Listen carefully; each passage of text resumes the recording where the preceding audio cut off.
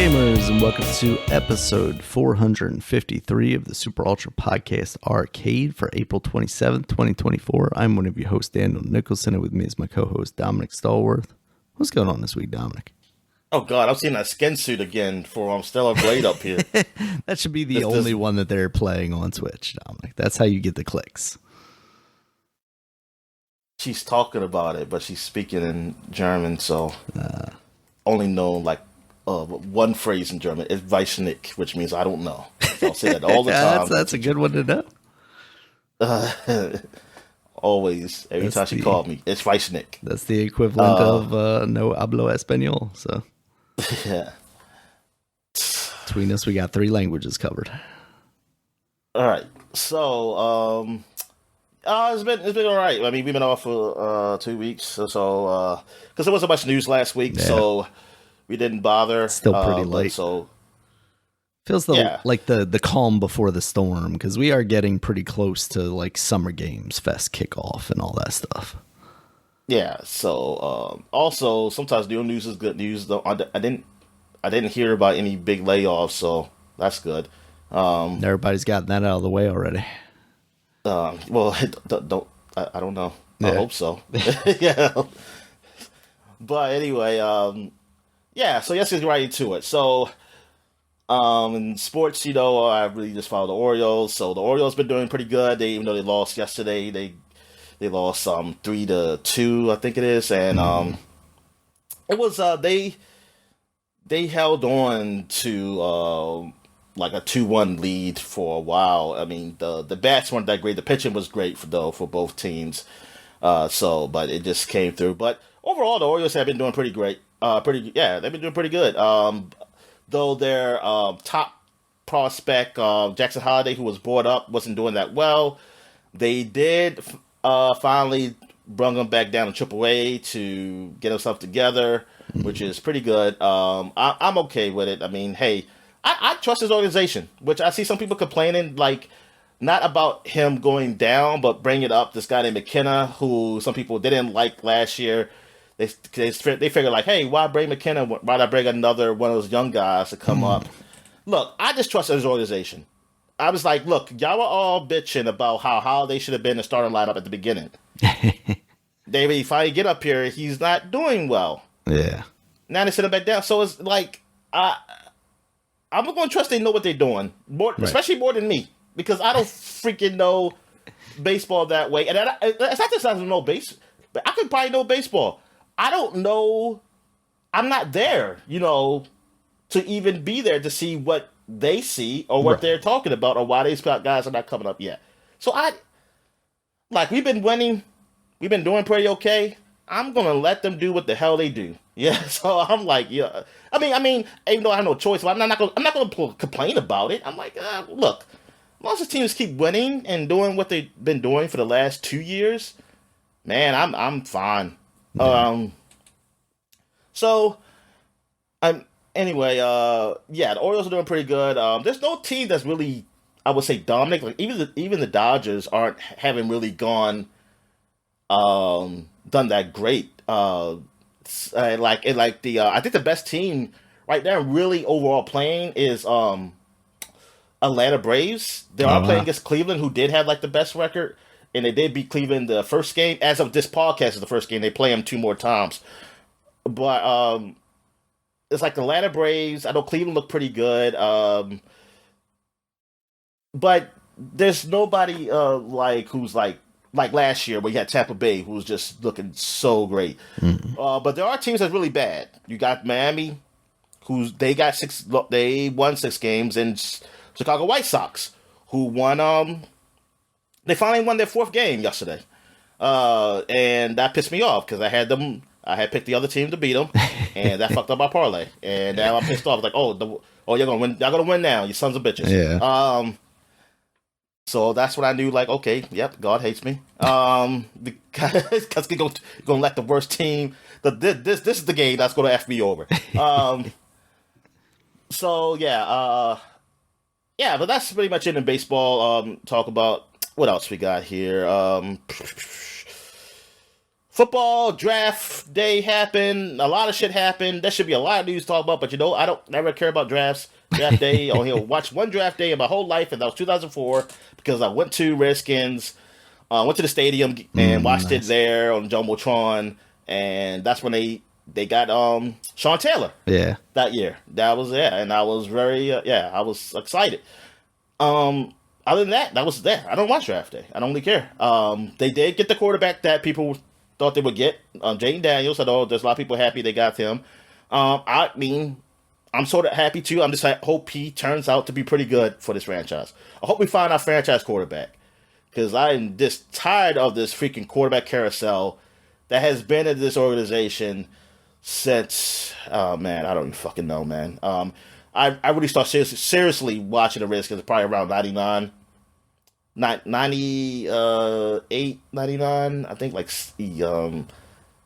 not 7th grade year, maybe 8th grade and on. Yeah, so it's just been like, man, I just want to have a steady quarterback. Yeah. Yeah, man. But that's basically the only news I followed. I know Caleb, the first guy, Williams, he got picked by the Bears. So they got that. Anybody else? I don't know. I'm just a guy who watches games now. That's I'll wait till the season starts. The UFL, I still haven't watched the game yet. But I see that the Defenders are 2-2.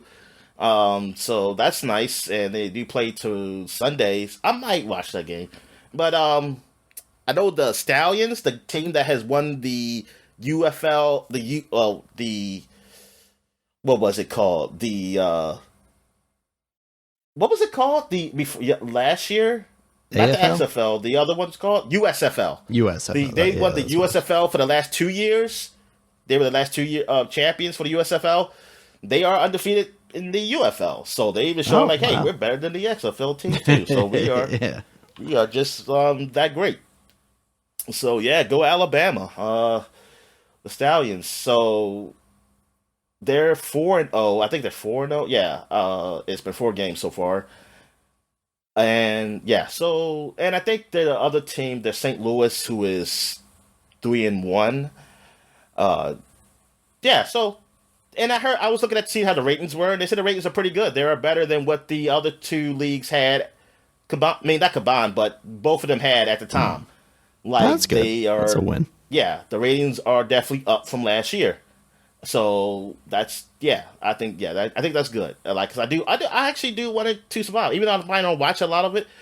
I mean, just for people to have more opportunities for playing football and have it a chance. Yeah. Also, for getting into the NFL, because some of these players do. Mm-hmm. They get shown in this league, and then NFL teams look at them. And I think there was like a kicker. Now I don't know what he's done lately, but he can kick pretty far. And I'm thinking he might be if he stays consistent or even close to consistent. Because I look at NFL kickers, they don't don't make everything. Nobody's Tucker. I mean, even just Tucker miss sometimes, but. Nobody, having that freaking percentage like Tucker has that's ridiculous. I mean, he's the best. So I'm like, hey, this guy definitely got a chance to be picked up in the NFL. So yeah. What else? What other sports? Basketball playoffs been happening. I know the Lakers look like they're about to be swept by the champions of last year, Denver. Oh.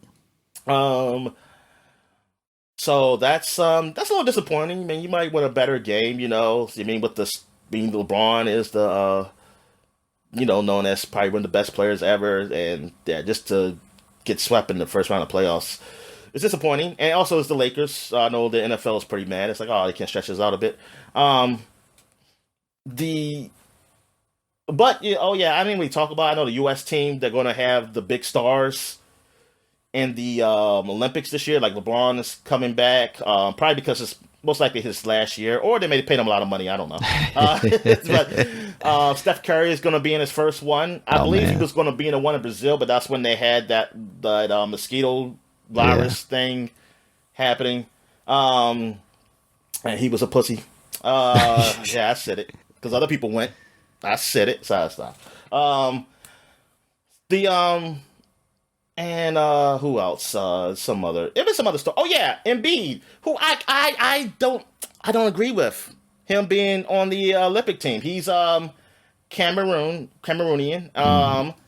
And I think he could play for the French because I think Cameroon and stuff has something to do with the French and whatever.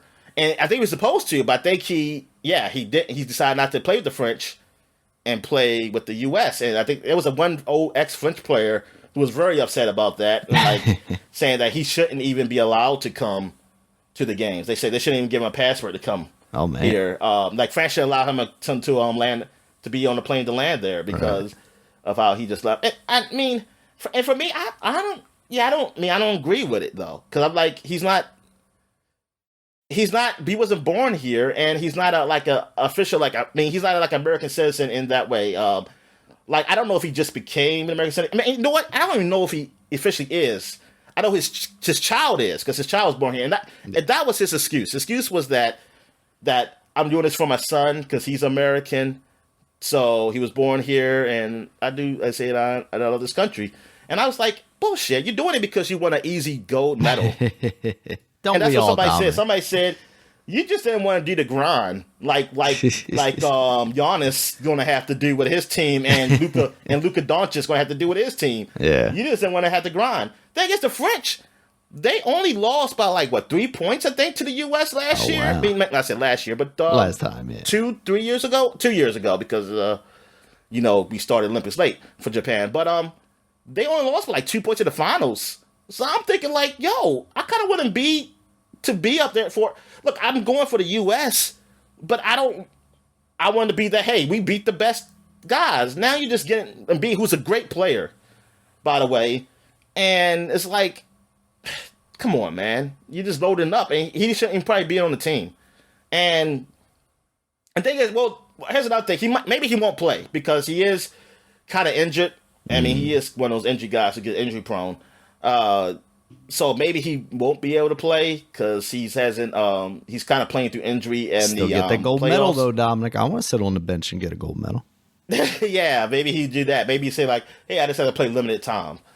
Yeah, just to get that gold medal, and that is it's just so cheap. It feels so cheap, and that's the thing. It makes it feel cheap, and He is a I don't U.S. like that. citizen as of 2022. So Oh, yeah, but that's a bullshit way.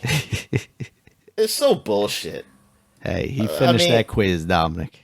He deserved yeah, it. no, I'm not saying like it's just it just doesn't feel the same because we know what he is, but is it? Yeah, you know he is. I mean, it's I don't know. It just feels like what probably back in the past, like hey, we get some people to be citizens here so we can go beat the Russians or something like that. Yeah, it just kind of feels like because you can still choose because even the U.S. citizen you could choose to play Yeah, for other place if you were like of course. if you were born there or something like that. Because yes, I think Osaka that's what she did for Japan and something. Even though she was I don't know if she was did she had to become a Japanese citizen or she just used say her father was there and it's louder. I don't Honestly, know. That's a good question. but all right. So what we that's it for sports. So any wrestling news? All right, Dominic. This was the most exciting NFL draft for me because Tony Khan had just gotten pile drived on TV and appeared on the NFL draft in a neck brace. Yeah, I showed you that Yeah. clip on Twitter. Yeah. Yeah, so he is fully playing up the kayfabe, even though he's swinging his neck around like crazy. Obviously, he's not injured, but that plays into this. It plays into the whole CM Punk thing that I talked about the last time we recorded. Them releasing the backstage footage of the altercation between him and Jungle Boy Jack Perry, who for a while has been performing in New Japan, is kind of this scapegoat character, basically saying like AEW suspended me for no reason. I didn't do anything wrong, and I'm being used as a scapegoat for, why CM Punk is no longer there. So he officially came back on Dynamite, hugged it out with Tony Khan, and then proceeded to punch him in the stomach, give him a cheap shot. Young Bucks came out, they're heels right now, and acted like they were gonna, help out Tony Khan. Like, what's going on? Why would you do this? They're quote unquote executive vice presidents of the company. So they're like, why would you do this to the boss? What's going on? And then they hit their finisher, which is called the Tony Khan driver. Ironically enough, they changed that somewhat recently on him. And it was a good payoff to what a lot of people have been pretty down on releasing this footage. I'm interested to see what they do with Jack Perry now. He was kind of a blank slate leading up to now. They've always considered him one of the 4 pillars of the company, which basically 4 younger guys that really hadn't had any presence on any bigger stage like the WWE prior to AEW starting.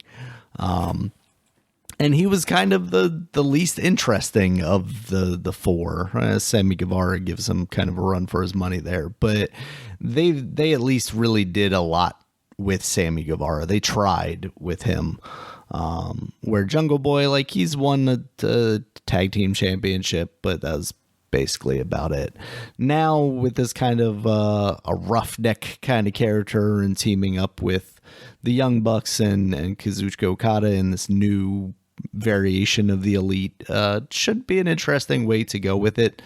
AEW in this past week also did have their latest pay-per-view, Dynasty, where they did crown Swerve Strickland as their new champion. So he is the first black AEW champion. So that is, kind of a big deal for them. It seemed like for quite a while there, they were struggling with having anyone, besides kind of just a white guy at the top of their card. So it's awesome to see the transformation that he's had coming in from WWE is kind of really a big prospect. And then just, I don't want to say wallowing in the tag team scene, but it felt like kind of a placeholder for him. And then having him kind of step into the spotlight and now winning the championship is really awesome. I'm just interested to see how long he's able to keep it. They're pushing Will Ospreay, who's a guy that they brought in from New Japan pretty recently. He is definitively one of the best wrestlers in the world. He had a match against Bryan Danielson at the pay-per-view as well, where he won. But it seems like they might be giving him like one of the mid-card titles instead of, having him go directly to Swerve, which is good because a lot of people were speculating with this All-In show coming up at Wembley Stadium, which they're doing kind of annually now, because he's a British guy, that, they might be trying to push him all the way up to the top immediately. And hopefully that's just not the case. WWE's doing some pretty good stuff. They just had their draft started out on Friday, and then we'll continue on Raw on Monday. Besides that, though, this whole like new bloodline thing where now Roman's kind of out of the picture. We don't know what's going on with him. He's going to disappear off TV for a while. The Rock has also kind of disappeared off TV. But Solo Sikoa, who was kind of the strong silent type of the bloodline previously, is now taking over as the new tribal chief, the new head of the bloodline. He's brought in Tama Tonga, who's a guy that just signed from New Japan. And this iteration of the bloodline can be really interesting as long as they continue to build it in a similar fashion and treat it in a similar way as they did to the Roman bloodline. And of course, Roman will eventually, hopefully at least, come back, and then I'm sure The Rock will have some involvement as well. Maybe he is the brains behind giving Solo Sikoa the power or what have you. But that should be really cool. There's also another one of the kind of like bloodline dynasty, Jacob Fatu, allegedly has signed. He was previously in MLW. And people are speculating that he will also be a member of this new formation of the bloodline, and that should be really cool. So yeah, that's kind of the big points of wrestling since the last time we talked about it. latest Vince McMahon update is now he has sold off all of his TKO stock, so he is no longer in any way affiliated with that company. And there was something about the trial stuff, like he's forcing deposition or something like that. That's not the word I'm looking for. There's when you'd have to sit in front of the camera and like, maybe that is deposition. That's just not the word I'm looking for. But not arbitration. I don't know. But he's making some kind of moves to seemingly put pressure on. TikTok. That's what it is. Send in front of the camera. No. Yeah, exactly. He's gonna do some TikTok dances. Yeah. Which will soon be banned, Dominic. So get it in while you can. So what country is TikTok from? China. China. Okay. So yes, Chinese. The U.S. basically wants them to sell to an American company to continue to operate here. Which, I mean, there was talk, I think, as part of like the Monopoly stuff that Microsoft... Make it Xbox exclusive. God, that'd be the worst way to watch TikTok. Gotta boot up my Xbox to watch it. Exclusive for Game Pass, TikTok. Yeah, to Game Pass. But it did seem like at some point, there were talks that, Microsoft might be interested in picking it up. I think that was when Donald Trump was president, and I think he was talking about, like a TikTok ban. So it's been a while. I don't know. It sounds like that company is not interested in, kowtowing to the American government. It seems like a really shitty thing that they're, basically like, I want to enrich one of my friends by making you sell to them. Because that's very much what it feels like. It doesn't feel like they're trying to like protect us from the Chinese government or anything like that. So I'm interested to see where it goes. I wonder if that bill is like so simply written that if they just change their name or something like that, Toktik, and then all of a sudden it doesn't apply to them anymore, and they got to pass, another bill and have Biden sign it to get that through. But yeah, that's really shitty. It seems like. Oh, so that's it? That's it for me. Oh damn, man! I was looking at some stuff. All right, all right. So I guess we get to what we've been watching. Yeah. So here's what I've been watching. So. Yes, I did. Well, when you get to Fallout, I did watch the first episode of Fallout. I just didn't continue because Fallout is a show just like Shogun. Like Shogun, I'm almost finished. It's where I want to use all my focus on. And gotcha. Yeah. So I don't want to do anything else while I'm watching it. While these shows, and oh my God, this woman, she's not going all the way down the ladder. I watched this woman play Stellar Blade while I'm up here. She's not going all the way down the ladder. She's just kind of like pumping the lady up, like she's kind of holding the ladder with one arm, almost as like she's on a pole dancing or something, like she's pole dancing. And I'm just, what the hell? It's distracting me, Daniel. I might have to I understand. Watch something else. Watch something much nicer or something. Watch some nice violent Dead Souls or something. I was gonna say, what are the otters doing? Yeah. Oh yeah, the otters. Dang, you're right. I should watch the otters. Dang, they're much like they're the safe better. Space. Yeah. Anyway. All right. So yeah, because I like to watch these. I like to do other things. Like if I'm on a computer or something, or playing a video game, I might put some on TV. And those shows, I need Shogun definitely, because I got to read the subtitles to know what the hell's going on. Yeah. So, but these shows that I'm about to say, I don't mind missing stuff because the thing is, they're not that good. Yeah. I mean, well, except for Vikings. I will say Vikings. Okay, I'll start with Vikings. I watched Vikings season 1. That is pretty good. Okay. But it's just that I'm okay with if I miss a little bit of something because I feel like I can catch up. I was like, no disrespect to the show. It's no disrespect to the show. I think it's a great show. And for a show that was kind of coming on the same time as Game of Thrones, This was I guess my old man was right. Like, cause he was kept talking about Vikings. Like, man, this is pretty good. I enjoy watching this show. He says like it's not Game of Thrones good, but I mean Game of Thrones is like the best, you know. What And channel was that? Was that A&E? That was History Channel. History Channel. That's what it was. Okay. Yeah. And I was reading about Vikings and I saw it was pretty good, but just that I was like, I just want to focus on one thing, and then I didn't know if it was going to last because some reason I just didn't trust it was going to last, so I said I'll wait till it's all done. Yeah. If it's all done, I'll watch it, and it is kind of all done. I think they did do a spinoff, but I don't get me start lying because I don't really know much about that. I know I've seen something on Netflix about it though. So I watched the first season of Vikings. It was good. I enjoyed it. It takes place in the during the times of the Vikings when they first saw the Europeans. Well, at least this group of Vikings did. They would have when they first knew about there was countries out to the but they were going east or west? East, because his jarl. The guy, his name is Ragnar. Ragnar is, I mean, he's right now he's just a farmer officially, but he has these dreams of like Odin telling him to do things and things of like that nature.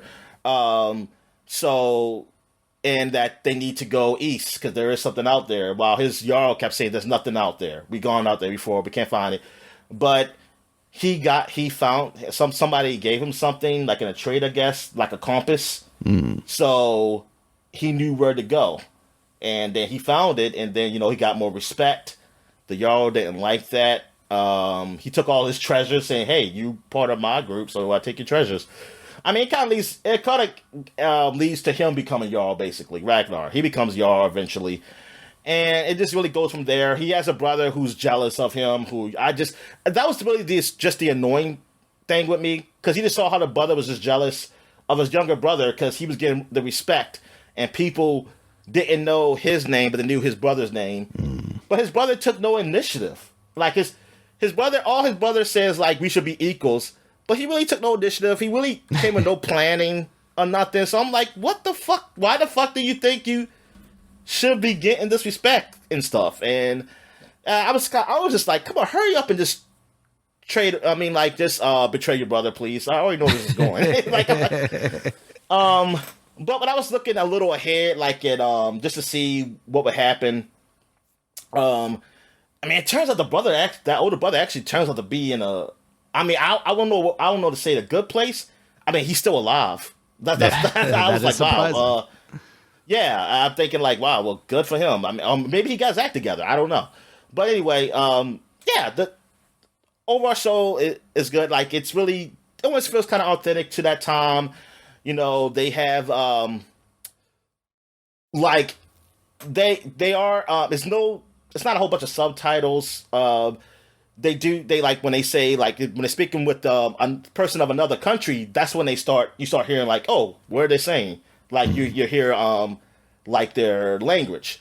But when they speak with themselves, they're speaking in English. And then when he had captured one of the monks or something, or priests, something like that, the priest had known his language. That's why he took him, so he can learn about England and all that stuff. So, and like, and then he learned English. That's how he was able to communicate when he got to meet those other people from England, like when talking with them. And yeah, so it's really well done. I mean, it's not Game of Thrones good, but I feel like if you just like those period pieces kind of dramas, I mean, like me watching Shogun, dealing with the Japanese and things of that nature, it's pretty good. It is, it's probably more closer, like, it's like, to me, between Shogun and Game of Thrones, because of the mysticism that's in it. Because he does have dreams. They do talk about gods and this and that nature. Oh, cool. And like, because he sees like premonitions, and then they have seers, which can tell them like the future and things of that nature. While Shogun, even though it's technically fiction, there's no mysticism or something like here. They pretty much keep it authentic, you know. It's like it deals with that time. It's just telling that story of what happens with that time and different interpretation. But it's no like nothing magical or nothing happen, things of that nature. So yeah, it's kind of like in between like that. It's kind of realistic, but it deals with some mysticism. This some, not like more of a spiritual sense, not in the sense of like Game of Thrones where you have dragons and stuff that doesn't exist. So yeah, I mean, I feel like if anybody who hasn't watched the show or was just thinking about watching it, I think I definitely recommend it. It is on Netflix, so that's good. I mean, it used to be. I don't know if it's on anything else. It might be. It used to be on Hulu because that. So I don't know if it still is, but Netflix used to be getting a lot of shit now. Again, almost like back in the old days. They've been getting a lot of stuff, except for the Disney stuff. I think that's probably the only things they're not really getting. Yeah. It seems like everything else from everywhere else though. But yeah, there's definitely stuff I see that's like on HBO Max, and then a couple months later I see it show up on here. Yeah, exactly. It looks like Vikings Valhalla might be the spinoff thing.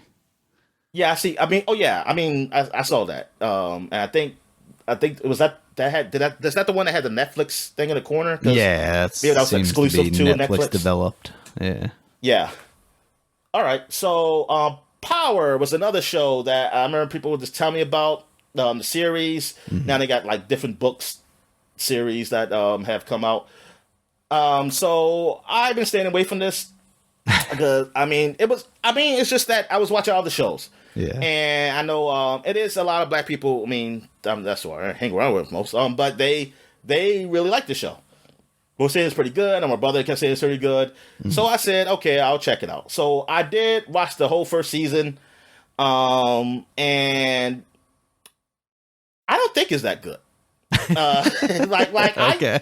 I think it's okay. Like the only reason, but the thing is, I want to continue watching it just to laugh at it. Really, to me, it's more just how funny, how stupid these people are, and. It's like the criminal, the head guy he's a drug dealer, and he owns a club that's like kind of like a front for him, But he grew up on the streets and stuff, and he still sells drugs. He says his partner is Tommy, this white dude who looks like Eminem, and even somebody joked about it.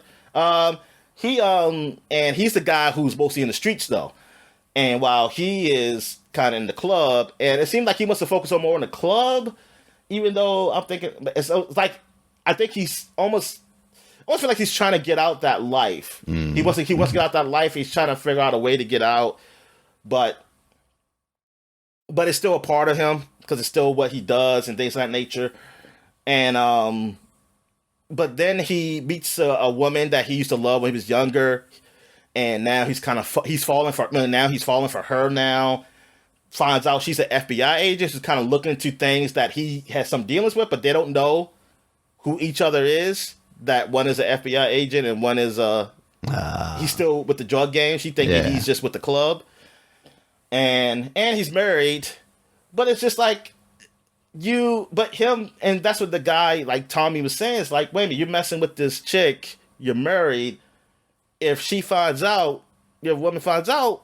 She has a lot of stuff on you, right? That they said, no, Tasha's not like that. She wouldn't do that. And I'm thinking like, okay, he's an idiot. I said, how did he get this far? And I was like, what are you, stupid? I was like, it's like all this money you make and you want to ruin it by like getting serious with this woman. It's like one thing you would just fucking the person on the side. Like he's like getting this serious, and I will say this: like this throwing away his relationship for this lady. And so there's a lot of dumb stuff that happens in this show that I just find funny. It's like, man, this is dumb. But but just about the show, like production value, production value is pretty good. I mean, like how it looks and things. It looks like a cable show, one of those dramas. But it's definitely not on Sopranos level. It's definitely not on Breaking Bad level. Even though it's got the writing of Days of Our Lives. Yeah, exactly. And thing is, like the sex stuff, like listen, people love sex, And maybe because it's me being older that I don't dislike it seeing sex. I don't like seeing nudity at all. But it's just that the amount they show, desensitized by the internet, Dominic. That's all. Yeah. That's to say, I don't hate it, but it's just that when I get to these sex scenes, sometimes I'm like, let's hurry up and move on with the story. Like I don't need it. This is going a little too long. Like things of that nature. Like somebody getting together, then you gotta get it. You gotta say, okay, you gotta show titties and ass and stuff like that. That's cool. Yes. Let's get the story going here. You know, I just want to get back to the story. And I was trying to look at people reviews. Some people saying like, hey, that scene's on the sex scenes are part of the story or something like that. Like they it does. Some people say, hey, people like to see sex stuff. And I said, you know what? I did. Maybe it's because of my age. But I feel like I just see it, I don't know, too much. I just think of this. Like Sopranos, like this sex stuff, it didn't last that long. You saw titties and stuff, but it was like quick and whatever. But this is more of like love making. Like this ain't like it's him making love. So it's almost like a love story kind of thing with it, you know? So that's why it's a little longer, I think. I just trying to bring up like, oh, look at that. They're passionate. And I'm like, Sopranos I don't give a fuck. was just trying to prove why it needed to be on HBO. Yeah. Well, they're on Stars. And, yeah. Sopranos. Yeah, exactly. Sopranos, yes. Sopranos, yeah. Because Tony is not in love with those people. Yeah, he just fucking just to get some stress out, you know? Yeah, so, and I'm like, I don't, see, and that's the thing, I think that's what it is that, it's not the nudity stuff. It's just that I don't care about love stories. Like I know I like a love story. Like okay, he loves them, but I don't need that. Yeah. Like I don't need to see that. I get it, and I think it is also because I know he's being stupid. That's why it is. It's like, dude. And then when she finally finds out he's married, and then she still bees with him, and then she's horrible at her job as an FBI agent too. So that's why I'm like, okay, And so I'm watching the show basically not rooting for anybody. I'm rooting for them to all get fucked over. Yeah. I say I want everybody. I want this whole shit to burn down. And it seems like 50 Cent is the bad guy. I mean, it turns out, well, spoiler alert, at the end of the first season, you find out like 50 Cent was like behind the killings that was happening, even though he was in jail, and even though he's supposed to be this guy's friend, the main character's friend, that he wanted to get him killed. I guess he wants to take over or something like that. And I'm like, oh, okay. Maybe I'll root for him. Maybe I'll root for him. Maybe I'll root for him to just fuck all that shit up because he needs to take over because these motherfuckers stupid. Yeah. It's like, yeah, please do. Because this dude, every time they call him about something important that's happening in the streets, he all saying, I gotta go to the club. I gotta do something. I'm like, dude, people are dying and stealing, like, they are causing you not to make money on this side of the business. And then like you are, and you're worrying about the club. Like you didn't let that white dude do it, and things of nature. And then he had to be told not to be in front of a magazine. Like he was about to get a picture taken to be in front of a magazine. His boy had called him over and told him like, dude, you know what you do? You say like, you've been in a magazine, somebody gonna look and say, who the fuck is this dude? They gonna look in your past and see what the hell how'd you get where you are? And I'm like, what? And he's supposed to be the smart one. Because he even said, like, I think at one point he said, like, Tommy, he's not really smart. Like, I have to do decisions. But I say, but you about to make the stupidest decision. And Tommy told you that. I don't think you're that smart either. And I don't know, how did you get here? That's the thing. How did you even get here? It doesn't, the writing is so shoddy. So now I'm thinking like, oh, all the people who did like it, I'm thinking about, you know what? They do usually like stuff I don't like, so I should have probably known that this show wasn't that great. Yeah. This makes me mad because I'm like, y'all watch Power and all that shit, and you know what? I mean, I get it. It's black people in there. I feel you. That you want that, but y'all didn't even get like. I mean, you still like other shows. I mean, come on, you watch all these other shows with white people too. That's the thing. I can't even say like, hey, if you were just a person who was just staying with black shows, I would be like, okay, I understand. You just want to hear black, and that's fine. That is totally fine. But they do watch other shows with white people, so I'm still thinking like, okay, so you watch Power, but you're not gonna watch Breaking Bad, which is so much better. You didn't watch No Sopranos, What the fuck? And like that's what I'm saying. It's like, but you watch this shit. Yeah. Like, this shit's horrible. Like, and see, maybe it's probably good you didn't see that, because you probably would have stopped watching Power. Maybe you would have stopped watching Power, because you remember like, man, this is shit. But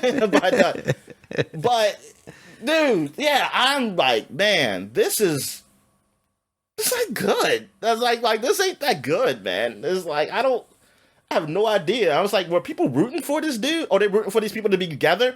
And see, like that's what they like. Some people were though. I would say like, hey, they want them to be together.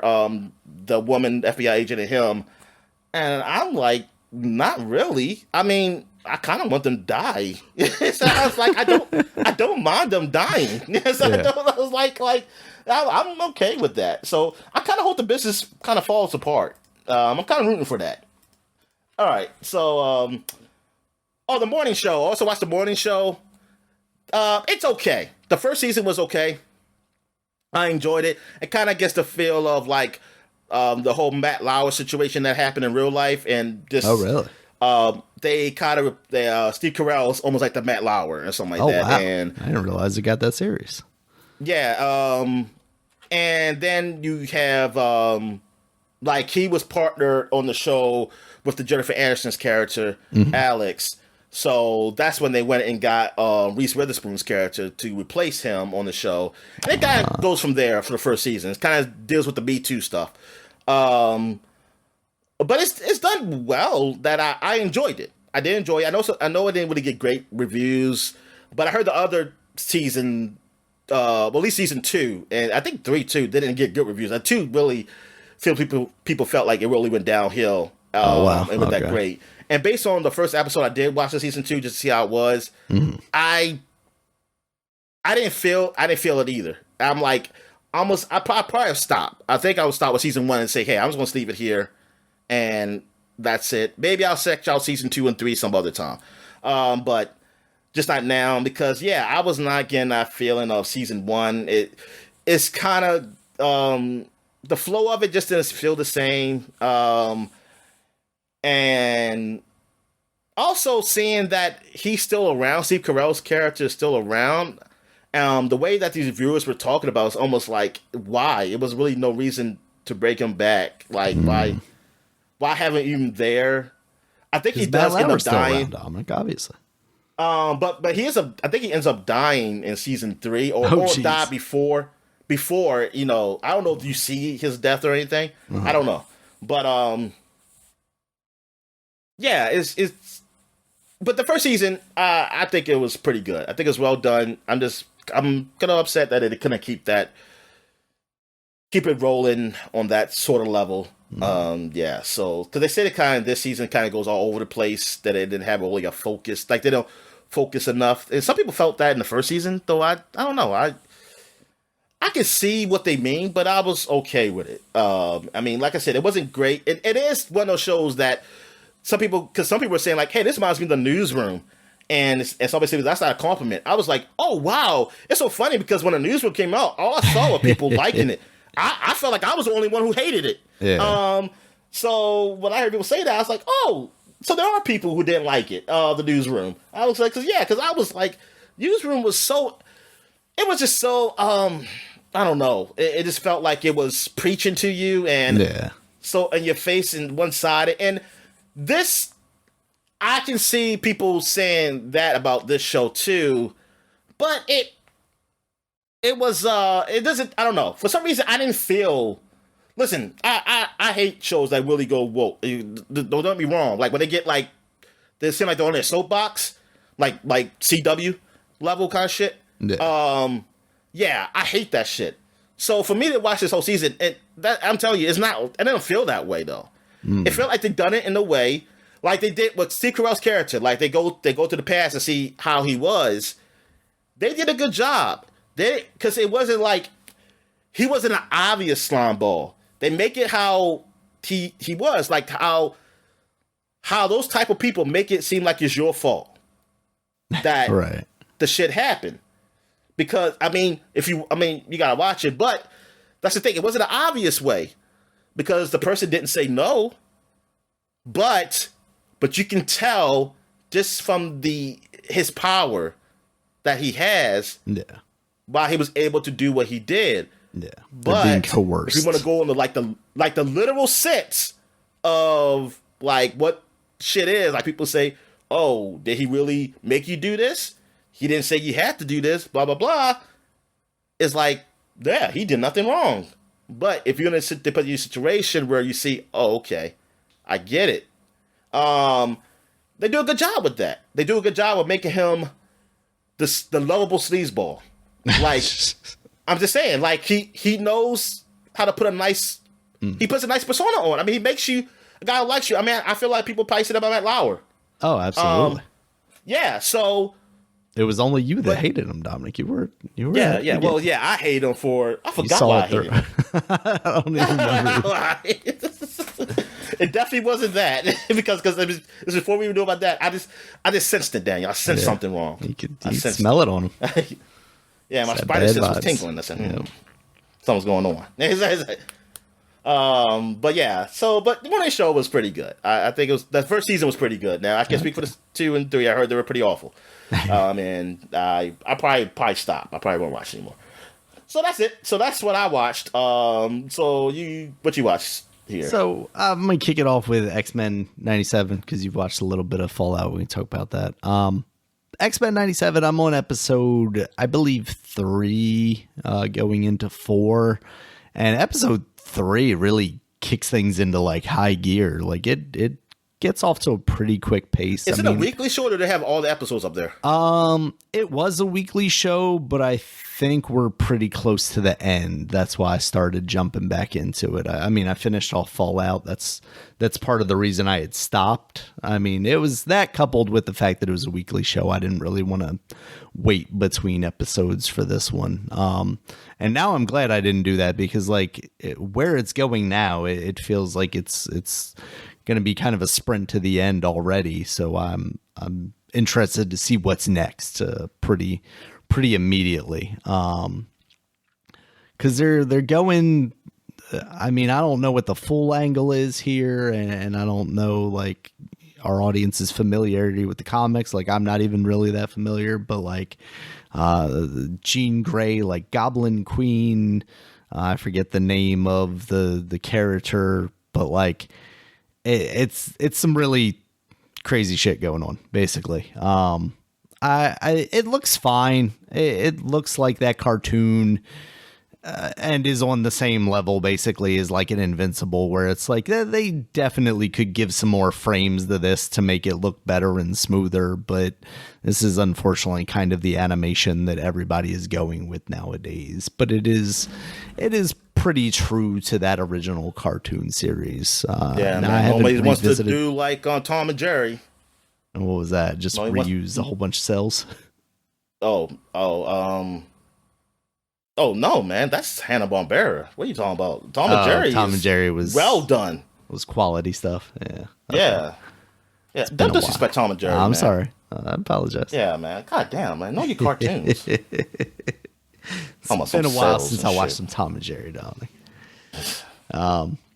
Those people can't use their hands no more. Probably they can't use their hands no more, Daniel.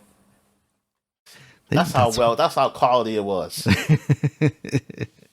Just drawing the same frame over and over because it needed to be 90 frames per second. Yeah. But I think storyline wise, they're going some interesting places. They got Mr. Sinister, it seems like, set up as kind of the main antagonist, at least so far. And I like the idea of Mr. Sinister. I remember watching, the old cartoon and him playing a pretty big part. I didn't know his powers. What's his power? I think he has like a whole bunch of different powers because he's like this weird like mutant scientist. So I think he like tries to kidnap people to take more power. He's full of sinister. That's what he's full of sinister. Yeah, because he's got like I think he's got some like telepathy stuff. He's also just got like feel like he's got like energy blast too. So I feel like he's just one of those guys that like he does. Was he like born to look that way, or did he just put some makeup on and was like, "Hey, I'm a Kiss fan, but I'm just going to spoops it up." But I'm gonna have a really solid shape up. I'm a fan of Blade. Yeah, that's a good question. I always assumed it was like he experimented on himself maybe a little too much, or like some kind of lab accident happened and he ended up looking like that. But yeah, I'm a fan, Dominic. I'm interested to see if they bring him into like the MCU or something, like what they actually do with that character. Obviously, we saw what Fox did with Apocalypse, and hopefully it's nothing like that. Yeah, so I'm intrigued to see where this goes. I've been hearing some good things about it, so I'm excited. And then Fallout, I finished that series out. I enjoyed it the entire way through. It kept me coming back every morning.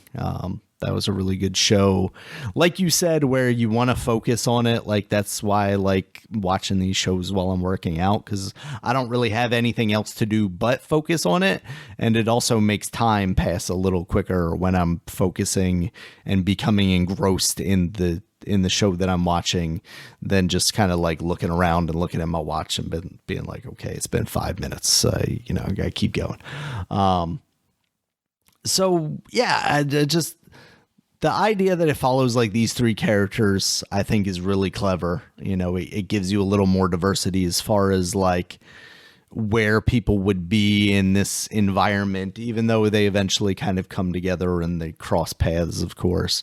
Because it is a relatively small world that they're building, which at the same time feels pretty true to the Fallout games, or at least the ones that I played, because like, even though it's at the very least the entire country that is, been bombed to hell in a wasteland, because you're traveling by foot for the most part, you don't really cover that large an area. So you're telling a pretty small story there usually. And I think it's true to that. I think visually it looks good. We talked last time about how like the power armor maybe looks a little sketchy, but I feel like that's just the way it's always been. Like, that it's never been something that looked incredible. Even in the games, it's just cool because you get power armor and then you're a lot more powerful.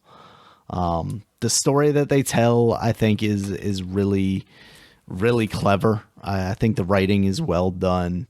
I like all the characters and the way they interact with each other, whether it be the main characters or the, kind of side characters that fit into the story. And overall, like the overall arcing story of the season, I think is really well done. And of course, they've already announced the season 2, I think sets up for another season of the show really well. I like that they, with Walton Goggins' character, the ghoul, as they call him, they do flashbacks from before the bombs went off and kind of set up why that happened and how that happened. And that's kind of some cool background flavor added to the show. So, yeah. So, based on the first episode, what did you think? Yes, I definitely like the look, the whole atmosphere, the storytelling, all the different perspectives from that first one, and man, it's really, yeah, it seems pretty good. Like, I really want to, continue watching some more of this. And oh yeah, but the suits. Oh yeah, I'm okay with how it looks. For some reason, I don't know. It just seems okay with me. Yeah, I mean, it fits in with the rest of the world, I think. No, you're just wrong, Daniel. You're just wrong. But but it's like I was joking. But no, the whole world. It definitely feels like Fallout. Like when I'm watching this, it feels like the game. Like it just. It just seems, it looks like the game, like and it just has the whole feeling. Like, it's pretty authentic, like, for a show like this. That I'm very surprised. It also has like super over the top gore, but it's almost played up in like a comedic way, which the game has like a very similar vibe to it. When you get into like vats and you blow off a leg. Yeah, but it never feels like it's just grotesque for grotesque sake. It's almost like, they're playing this up because it's so ridiculous. So, I do want to continue. Oh yeah, I'm gonna continue watching, and the first episode, they did a really good job, and I heard that. Did they give a thumbs up for season 2 yet? Yeah, that's confirmed. Okay, now. so that's pretty good. So yeah, having this in The Last of Us, man, it seems pretty good. Hey, and Halo, I mean, you can say it sucks. I mean, that's fine, but they had 2 seasons. So yeah, it's these shows based on video games have been doing pretty good. And yeah, well, Halo, you probably would say is not as authentic. Yeah, it's definitely not as authentic as that one. But I also say that the Halo story, is worse than both those games. So I don't know. Yeah, sorry. I mean, if I hurt anybody's feelings or anything, but I mean, I love Halo games. Yeah. But the story wasn't that great. So I don't mind it being different. And then I don't mind it being different. And I'm not saying different doesn't mean good. I mean, yes. The story wasn't that great, but I don't know. I didn't hate it. I didn't hate the game. But that's the first thing that people always say when they talk about it. Like the guy I know who's a big Halo fan, he just says like, yeah, they did nothing based on the game. They was just so wrong. And I was like, is that what's bad about it, or just it was told wrong, told bad? Because I would agree with you if you said like, it's just the writing wasn't that great. And I would agree with you. Say, it's not that great, but it was enjoyable enough for me to watch. It was like. Yeah, it was just like one of those guilty pleasures. It's like a guilty pleasure, almost like how Gotham was for me. Yeah. And Gotham. Thing is with Gotham though, I think that's a whole lot better than what it was. What I just didn't look at it as like a retelling of Batman, and like it was just they're just changing everything. I just look at it what it was. It actually was pretty good. I'm not going to say the same thing about Halo. I'm not going to say about that. I think it's just. Like I said, that's definitely more of a guilty pleasure. All right, so that's it. That's it. So we can move on to video games. So what games have I played? I played the new RPG that just released. Eiyuuden Chronicle 100 Heroes. I don't know if I pronounced it right. But that's how I've heard it. Yeah, so it is almost similar to Sudoken, old RPG, Sudoken or whatever. An old RPG that was out. I remember it on PlayStation. That it was an old style RPG. It had a look of almost basically a Super Nintendo RPG. But you can have a lot of heroes, almost like 100 heroes or something like that. And the other games, I think you can get more heroes as the time goes on. So. I don't know the story because I never played that much of it. I know my sister had it and she had given it to me because she didn't like it because she didn't like RPGs. Yeah. And thing is, I didn't like it because it didn't look like Final Fantasy VII, so I never gave it a chance. Even though people have gave it good reviews. So this one came out, so I said I'll try it out, and it does kind of have that almost old style RPG look mixed with 3D graphics.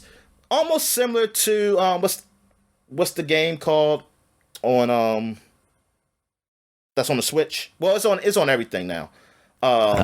Shoot, I was gonna say Xeno something. Not Tales. What is it called? It has that it's kind of like old. It used to Unreal Octopath, Engine. Right? Yeah, Octopath. Yeah. Almost something like Octopath, but not not totally in that style. Mm-hmm. But it is a 3D-ish style, like background, but you have like the almost like Super Nintendo graphics, pixelated graphics and stuff. But it's definitely a old style RPG because when you go into battles, you choose you pick what you want to do. It is an auto battle, which I have been using because early on it's like the enemies are so easy. I don't why even bother. But you pick what the guys do, and it's turn based. Well, actually, it's not really totally. Yeah, it's turn based, but it's not totally turn based. Like you pick what everybody does beforehand, and then it just plays out. So I'm trying to think because I think I picked. If I felt like I picked an enemy to kill, like I said, this person attacks this enemy, this person attacks this. I picked everybody to attack the same enemy, and when it played out, when the enemy died, the other people, I thought it was going to automatically attack the other enemy, and I don't think they did. I think they just canceled the moves. So I was thinking, like, wait a minute, do I have to guess assume like they're gonna kill that enemy, or I have to guess if they can kill an enemy that they need to hit this enemy. I have to go back to do that but when I do auto battle, that problem never comes up. It seems like everybody just hits. So I have to pay attention to that because I was kind of playing the game at the same time as watching a baseball game, so I wasn't totally focused. But it just felt like when I saw like, and I didn't see like the enemy do anything to stop my movements, so I was like, why didn't they attack? And I'm like, don't tell me I have to. If I specifically say attack this enemy, that's the only thing they're going to do. So that sucks. Yeah, that sucks. But yeah, they really deal with the old RPGs back in like the Nintendo, Super Nintendo days, even a little PlayStation, and that's what people like. I know some people have some complaints of like they don't like that mode, but there were some fans who were saying like by some reviews saying like, hey, this is what everybody. I mean, the people who like old RPGs, they want this stuff. But then I was like, what this other guy is that, yeah, I felt like they didn't have those type of mechanics anymore because they just didn't have either the time to put those in or the power to have them in there, or they just didn't think of it, or something like it wasn't like purposely not in the game. Like they just thought of better quality of life stuff as time went on, right? And it wasn't like that was a specific design. Like they probably would have had it in that game if they could do it. They had like certain stuff. I forgot what was the complaint because I'm still early in the game, so I haven't got to a point where I was like traveling around the world. Like I'm still, I did the first dungeon in the game. Gotcha. What else is there? But yeah, the look. Like I said, I mean, I enjoy the look of the game, and it's voice acted too. Oh, cool. It's actually voice acted, which I was surprised. Yeah. Like in the main cutscenes, they do talk. Now, if you're like just walking through town and talking, you have to read. Gotcha. But yeah, I was pretty shocked by that. I was like, wow, they actually really put a lot more work in this game. But yeah, so if you're into old JRPGs, things of that nature like Dragon Quest and stuff like that, I think you definitely will like this game. I didn't play the other game before this, not much of it that I can even remember. I know I played a little of it, but I can't remember it. And it was nothing like this, though. The one, it was different. I mean, it was 2D, but it didn't feel like a RPG in this sense. I have to look at it again. But yeah, I'm enjoying that. So like with that, and I'm almost finished Persona 4. So gotcha. When I finish that, I'll probably jump right into this. And Yakuza 5 is kind of I haven't gone back to it yet. We'll see if I do. Gotcha. Real quick, Dominic, I'll be right back. All right. So Hero Halibut is the new game that was released that has that claymation look to it. Yeah, it looks neat. Yeah, it looks really good. But I couldn't really get into playing it. I mean, I have to get into a certain mindset because he walks too slow to me. I think I finally figured out how to run, but he still runs too slow. Okay. But well, what was I playing? Was I playing on a PC or through Xbox? I forget. I did download on PC. Maybe I played it through PC. I think I played it through PC. So it didn't run as smooth as I wanted to. I mean, it was all right. But I'm curious to maybe I might try streaming it on the cloud and see how it plays. But yeah, it's more of a, I guess, a puzzle game. But I didn't really do much. Like I just walked around. I mean, I guess it's a really story driven game. It's not a platform or anything. Like I was kind of just walking around.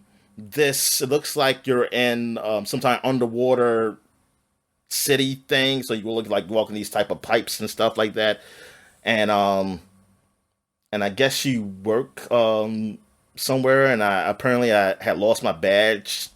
I don't know, but it has a certain quirk to it. Like always kind of reminds me of like some British type of shows. I want to say Willie Wallace and Gorman, but Yeah, but it does have that kind of feel like to it with the story, and yeah, it seems like you kind of walking around, and I guess you just progress to the story. Maybe it's more of Gotcha. like a point and click type of game, like That's those what I old was point and click wondering game. if it had, Yeah, but does it like is it heavy emphasis on the puzzles or is it really just but mostly I progressing haven't done through the any story? puzzles yet. I mean, Oh wow, okay. mostly like it's. I mean, so far, I haven't played a whole lot. Mm, So far, it's just like they give you tasks, and it says go here to do this, gotcha. and you go do something, and like I need to get this for somebody, and then I got it. Maybe there's be Mm, something more complicated later on that has to be done, but like right now, I haven't done any like major puzzles or anything yet. Like I'm still very early in the game. If you gotcha. see my recording of it, I think maybe 30 minutes. Mm. But I was just reading reviews, like well, the one review I read, they gave it a 7 on the game. I don't know, like what have you heard of this game? Are It's people been liking it, loving pretty it? tepid responses, yeah, kind of on the Yeah, same level as you. around It's 7. like Okay. the visually, it obviously looks pretty cool, but gameplay wise, it's kind of not really there. Yeah, I just don't.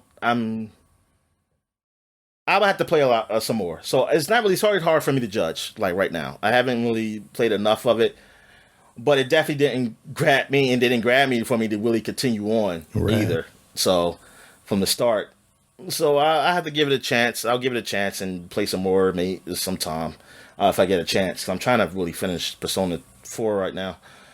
But I did also try Orcs Must Die 3. I actually played that through the cloud. Mm, And I played a little bit of single player just to know how to play the game. And then I joined someone else's game, and it looks like I played like the last part of the first chapter. I think like the last, the boss chapter, the first chapter, like the last one. And but we were playing on an easy level, so we did beat it. So in this game, it's pretty much like almost like basic tower defense, but you also can shoot your spells and things of that nature. And I guess as you level up, you'll get strong. Like as you can use your points to get stronger abilities or stronger traps and things of that nature. So that's and I'm sure there's probably some microtransaction stuff if you want to buy points. Maybe this there. I didn't really see it. So like the traps you really start out with, it was the basic like you got spikes on the ground, and then you got arrows shot from the walls, and then you have a gun or an arrow as just like your regular attack button. And I guess, and then as you level up, you could probably just you can level up your trap like and make the spikes come up faster. Like the cooldown time is lower. You can have it the also the reload of your arrows to be faster or something like that. So like yeah, because early on I was like, man, this is kind of slow. But then I say like, okay, I guess I have to level up my character. And also, I probably shouldn't be playing on this level by where I'm at now. But the other guy, he had all like the best traps, so he kind of he definitely helped out, and also being easy was all right too. But it's making it made it a whole lot easier to win mm, because I was dying lot.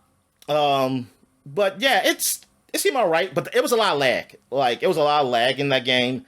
So it was not in when I was playing online. Like when I was playing, by myself, it was fine and ran fine. But when I got online, at least in that particular game, I ain't gonna say it's all games, but that game, yeah, man, I was dealing with some lag. But I dealt with it. I just dealt with it. I said I'm just gonna finish. If we die and if we lose, then I'll just leave. But we end up winning, and I mean, it's fun. Like I can see it being fun. It really feels like horde mode, basically. It feels like Gears horde mode. A bunch of enemies come, you get different rounds, and use just like you got traps and stuff to put up. Which I think in later Gears you got to do put up some certain traps and things of that nature. Um, so you fight these different type of orcs, like they have different abilities each one. So yeah, I think you can get up to 4 people at a time to play, and the orcs are trying to get to a certain point. So this some some kind of vortex thing, whatever it is, and you just have to stop them from getting there. And like, yeah, I think only like after a certain amount of orcs get into that thing, you lose. So I think we stopped most of them from getting in. And the game it's all right. Like I can see like playing with friends, having fun with it for a bit. Like I don't dislike it. I didn't play enough to get bored of it. I mean, I can see it getting stale somewhat, but I guess also maybe the other stages, make it. Maybe there's some variety to that. I don't know. I haven't looked at reviews. Actually, I have looked at reviews for this game, but that was back when it first came out, and I don't even remember. Like, I don't remember how people felt about 3. Mm. But, I remember playing 1 and thought it was pretty cool. So, at least I got this for free, so I can actually try this game out and play online with people. So, I hope that it's better playing online besides that experience, because, that going through that lag was not fun at all. Mm-hmm. But it was all right time. It was all right time with that game. Other than that, like I said, I played Persona 4. I'm near the end of that game. I do enjoy it. It's a pretty good story. It's a pretty good mystery. I find out. Well, now I know who's been doing the stuff in the town. Like they killed the first 2 people while I saved the rest of them. Now I know who's did it, and now I'm trying to capture them. So I'm definitely near the end, and yeah, so that's all I played. So what you been playing? So I've been playing some more Prince of Persia: The Lost Crown. It kind of opened up at a certain point where it seems like I can kind of go in the direction of at least 2 like different bosses, and the direction that I found myself going in, I kind of got stuck against this one boss. Like, I'm really struggling to fight it. It's this woman who's riding like a tiger or a lion or something. I can't remember exactly. I like a lion. And I'm just struggling to beat that character. I don't know if I'm just not good enough yet, or if I need some power that'll like make it a lot easier to fight, or some kind of upgrade or something. So I'm kind of trying to work my way back in a different direction, and I just quite haven't gotten there yet. But Tales of Kenzera Zao came out. That is the like Afro-futuristic Metroidvania game that we've seen. Comes from the studio led by that. They actually call it Afro? That's what I've heard it referred to as, like that style. That's so weird. Because Afro always associated with like over here, and even that's like an old term. I never associated Africans with Afro. Gotcha. Yeah, that's the way I've heard like that style white people referred do? to as. Yeah, y'all people just said that. What's that? Yeah, we made it up. Probably, honestly. What yeah, because I never heard like Africans referred in anything about Afro. Yeah. Afro future, is that better? But yeah, I have no idea. This is weird. It's more of it. I was kind of excited when people started talking about how it had like a projectile-based combat, like more Metroid-esque than like the Castlevania style of more melee-focused stuff. Yes. I haven't really found that to be the case, though, because what it is that you have 2 different masks at the beginning of the game, at least. It's the sun and the moon mask. The moon mask is what allows you to shoot a projectile, and then the sun mask allows you to do more powerful like melee moves. And because of that, I don't think that the projectile-based stuff is strong enough to actually do any serious kind of damage to most enemies. So I really only find myself using it as a setup to the melee stuff. And I think it's more of a me problem, but just like the switching between the 2, I've been having trouble with. I don't think it's a game's fault. It's intuitive enough. You just press the left bumper. I don't think I mentioned it, but the part of the reason I'm playing this is because it is free as part of like the PlayStation Plus catalog. It was a day 1 release there, much in the way like, Harold Halibut is part of the Game Pass stuff. It's also a relatively cheap price, so probably would have picked it up. Because I think it's $20 compared to like the Prince of Persia was $40 when it came out. So there's a good chance, being excited about the Metroidvania aspects of it and how good it looked, I probably would have picked it up anyway. Reviews for it have been in the like mid to high sevens, so it's not as favorable so far as Prince of Persia, and I don't think the movement feels quite as good. I think it has a more interesting visual style to it. It's a lot more colorful than the Prince of Persia is. Obviously, they're going for kind of a different aesthetic, but I think it succeeds a little more than Prince of Persia does. I haven't gotten to like any sort of boss yet. I played probably about 40 or so minutes of it. It's mostly just been exploration and a lot of they do this thing that I don't necessarily like, especially in like a Metroidvania game where I feel like you're usually a little more open to how you deal with enemies. In this, they basically, once you get into a room, they block the doors and then you have to fight these enemies until you beat them and then you can get out. Whereas like most Metroidvanias, they're almost enemies are used more as like an obstacle in your platforming and just like another thing to work around for the most part. And then it's not until you get to the boss encounters where you're locked inside the room and you actually have to, face down this enemy. Obviously in these games you can kill the enemies. It's just not like a necessity in the way that it is in this game. The story so far is kind of interesting.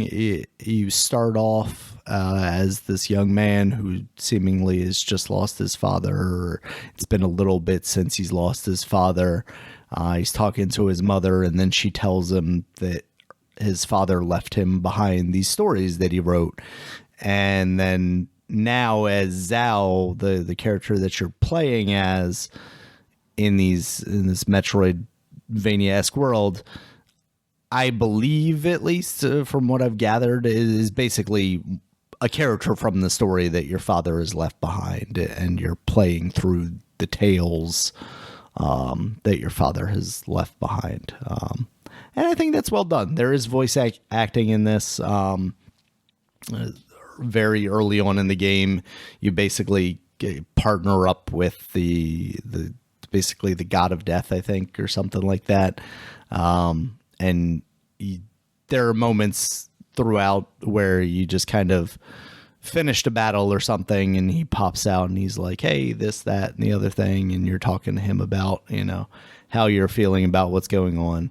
And I think it's very well done so far. It's keeping me going, but I'm not quite as enthralled with it as I was early on with Prince of Persia as far as gameplay wise. But I think the story is a bit more interesting than I was seeing out of Prince of Persia. So I think they're both drawing me through in sort of different ways. But so far it's pretty successful. And as a game that is accessible as part of, PlayStation Plus, I think hopefully a lot of people will be able to get their hands on it and see how they feel about it. All right. So yeah, compared to Prince of Persia, how do you feel about Tales of? I think they're both succeeding in different ways, basically. Okay. I think Prince of Persia is more successful gameplay wise, and kind of the stuff that they have done to evolve the genre as far as like the hint system and things of that nature. And I think the story and the characters are a little more. It seemed like they'll be a little more fleshed out in Tales of Kenzera, and I think that'll be more interesting in the long run there. All right. So I guess we'll take a quick break and we get back and get to the flashback segment. All right. And we're back So now we're flashbacking to 2014, 10 years ago. So we got a couple of weeks. Well, actually, I'm just going to do the rest of April because when we come back, it'll be May. Yeah. One of the worst months of the year. It's the best month because it's my birthday, but it's the worst month because it's my mom's and Mother's Day. So I got two things to worry about giving her. I don't know why her mother couldn't just hold out and make her born either push it out early or a month later. But nope. Had to do with this and then screw me over. So I always feel bad when I don't give her a gift on one of those days. All right. So what we got here for the first game? We got Trial Fusion came out 10 years ago. This is the first Trials game for the new systems, right? Yeah, I think so. Yeah. So I don't know if it was it might have been playable for the previous gen of this too, but I know this is the first one. You know any more about this? Because I didn't even play the first Trials. I played this one after getting really into, I think it was Trials Evolution. That was the first like big hitter one. This one takes it in like a more futuristic vibe to it, environment. It was kind of neat, but I think it didn't really do much in the way of like evolving the series. So like having played quite a bit of Trials Evolution, I just never spent a lot of time. I think they added like a trick system too, but really for me it was just about getting through the levels. I was never really interested in like the points or the scoring or anything like that. It was just the being able to get through a level that did it for me. So that stuff really didn't do anything. All right. So what else we got here? We got Hitman Go came out on the iOS. So tell me about this, Dan. One of the few like iOS style games that I feel like is worth talking about. But for me, like I was never a big Hitman guy, but they really took this in a very clever way. It made it into like this turn-based strategy sort of game where you would move around this essentially like a board game board and try and take people out from behind as the Hitman. And then, you know, as you went through, if you snuck up behind everybody, then you took them out, and then it was like pieces from a board game. You would throw them off the board. It had a very neat aesthetic. They ended up doing like a Lara Croft Go for Tomb Raider or Tomb Raider Go, whatever that was, where they did a completely different aesthetic for it. But yeah, this was the first kind of like Hitman I really got into. And as like phone games go, it's nice because it's not like action based really. You're not having to worry about like these virtual controls like a lot of the games, and it was really designed specifically for a mobile device, so like it made a lot of sense intuitively to work as a touchscreen. Yeah, I remember I played a little bit of it when it finally came on Android, and yeah, it was pretty cool. Yeah, I really liked it. And that's when they started really making those other Go games. Up there, like the Lara Croft Go, and what was the other one? I'm trying to think. I think they did do a Deus Ex Go at some point, but I think that felt was like after they were spawning too. Yeah, after it was big, you know, on the downturn, basically. Well, so that's technically it for 2014. I mean, there was a lot of games that came out these last 2 weeks, but they're mostly either they weren't really worth mentioning, or there were games that were re-released, you know, on other systems that we mentioned before. So now we move on to 2000. Oh no, I'm sorry. There's one more release for 2014. Brawlhalla was released 10 years ago.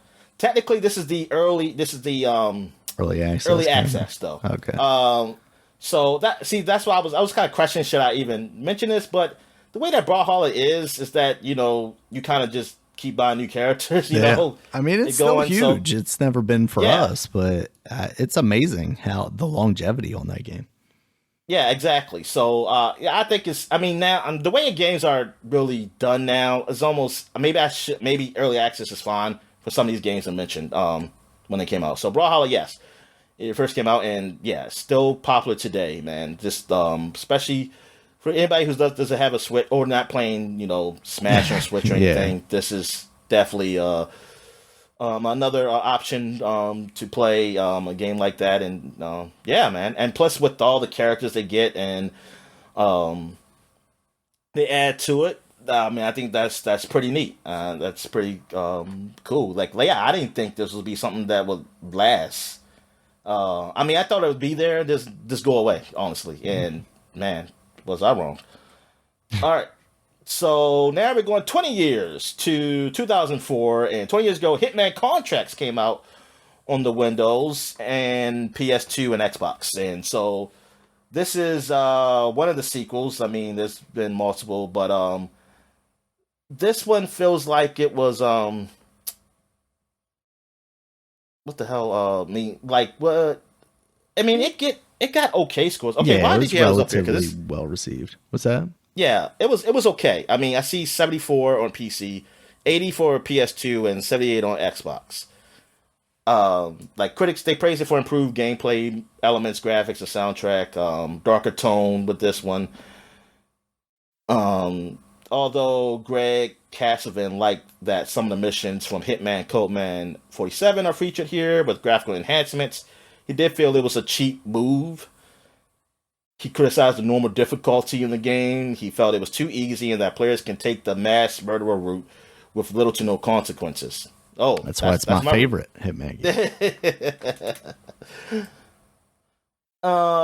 Yeah, I mean, I haven't really gotten into the Hitman series, so I can't really speak much to it. And I know you didn't really like it. You said, Yeah, it wasn't my favorite. but I guess you're saying this was one of the well received ones. So all right, so yeah, Yeah, it was there you go. relatively well received. We didn't have really much else to talk about, so I figured we'd throw that in there. Oh, okay. I mean, also, here's a big game that came out: City of Heroes. This was the Yeah. superhero game where open MMORPG that came out where you could be heroes. There weren't licensed heroes or anything, but I heard good things about this game. And Oh that you yeah. create your own Yeah. guy. You create your own guy. I used to look at it. I should be like, hey, this is something I wouldn't mind trying, but I didn't have a PC power enough to play anything like this, or I didn't have an online. Like my online was dial up, so I was like, I had no steady online either. So, Yeah.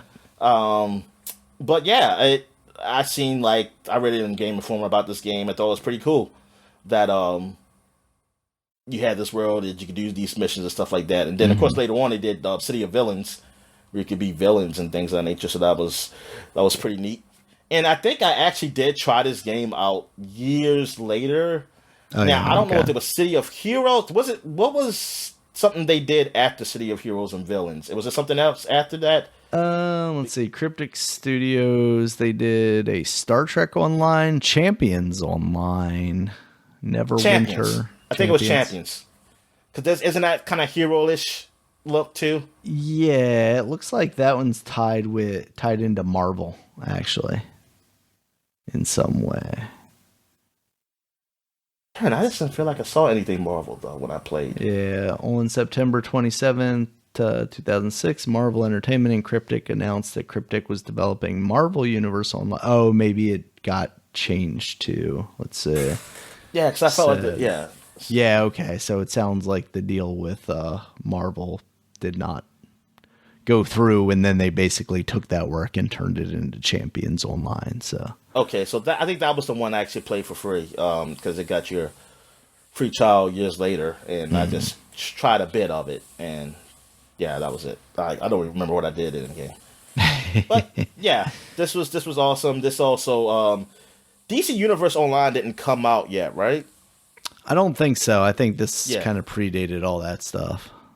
yeah. So this is like probably one of the first. This is probably the first one of the superhero games until the other ones came. All right, and now it's just. I mean, I'm trying to just think. Like, I mean, City of Heroes is like, is it technically still online, or is it just Champions Online? Online. Let's That's see. They closed the game City of Heroes and Villains on August 31st, 2012. okay. So, I'm trying to think. DC is what other hero online game is there? I don't know that there is anything else. Yeah, that's what I'm trying to think. I just know that. I mean, unless Champions is still on, that's the only other one. I think Technically, they are. Let's see if they have an active website still. Well, it's not the first thing that comes up if they do have an active website, so they need to get better SEO or whatever. Champions Online. Does that count as a superhero game? The what's it called? There we go. Is it ABK, whatever it's called? The one that's like Oh yeah, Champions Online still going. So okay. They should throw the what's the Amazon one on there? The Boys license on that. Oh, what's the one that was the guys who did oh man, Crackdown. What's that one game they did that was on massively multiplayer? It was like an acronym. Oh. Yeah, what was that? I said ABK, but I don't know. APB? Yeah, APB. That's what. Yeah. Well, APB. That's an old game. I know which one you're talking about, but I can't. Okay, no, yeah, they did APB Reloaded, All Points Bulletin. But that was like massive. Like I never played it, so I was like, what do you do in that game? Are you super powered or what? Nah, that was just like guns and stuff, I think. Oh, okay. Yeah. Well, that game's still going now. All right. So it's amazing how some of these like MMOs can just keep going, even though like why? Like, it's fun. I say that because like you have all these games that are just like multiplayer games that get canceled and they shut the servers down because like, you know, the player count's not where they want it to be, so it's costing them money or something like that. Meanwhile, like these MMOs have to be costing these companies money, right? Like, yeah, that's what I'm saying. I was like, are these people buying stuff that just really? Maybe that's it. Maybe just the people that are still playing are like whales, so they're like, you know, buying these big skin packs and whatnot. Yeah, it is amazing. I don't know. All right, so what else we got here? We also got Marvel. I said Marvel. Mario Golf Advanced Tour was released. This is the Mario Golf game for the Game Boy Advanced. So you said you mostly played color, but did you play this one? I'm sure I did, especially with how much I loved color. But it's like I was telling you before we started recording, like for some reason it just did not form a memory in my head in the same way that color did. Because from my understanding, it's an RPG much in the same way that color was. And that's what was so cool about it. And for some reason, like, it's just like this blank spot. I'm looking to see if it's in my collection. And if not, I'm going to, you know, maybe revisit it because I don't think it's on the Switch Online just yet, if they are ever going to add that. Yeah, but I'd like to go back and maybe kind of spark some memories or something. See if anything goes like, oh, yeah, I remember this. Oh, okay. And what else? That was the first release in Japan too. So this is like the first release. Mm-hmm. All right. So that's it for 2004. So now we're going back 30 years to 1994. I'll just go at one game. River City Girl Zero was released. This is the original River City Girl Zero. They did do like a remake or like kind of revamp or whatever that I saw on Steam of that game. And then of course you got the remakes of River City Girls, of course, 1 and 2. That they did, that came out recently, and that were pretty good beat 'em ups. So yeah, this is when the Zero. I mean, I'm assuming that this actually came out to 1. Like they say, hey, we got the prequel to when they were babies or something like that. I don't know. Like I don't know what this is. River City Babies.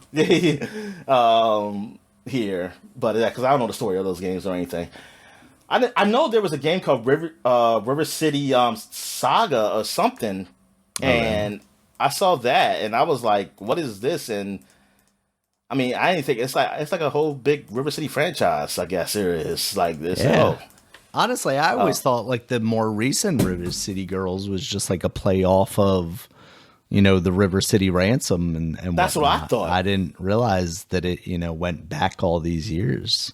Yeah, I didn't think it was like there was a game, that it was. I thought, the That River is City based Ransom off was the of. game, and Yeah. then they just made this River City Girls, and that no, this is actually a game that actually came out a long time ago. I Yeah. was like, oh, it just didn't come out in the U.S. All right, so that's it for really the flashback segment. So the next time we have a podcast, and maybe next week or whenever in the future, is we're gonna have video game covers. So for the new month. So I guess we'll take a quick break when we get back, get to the gaming news. All right. And we're back. So let's get into the gaming news. What we got, Dan? All right, Dominic. So I guess as a way to maybe rebrand, so we stop talking shit about Embracer, they've split into 3 different companies. You have Coffee Stain and Friends, which just sounds like a friendly indie studio. So yes, it definitely feels like they're just trying to like move away from this bad press.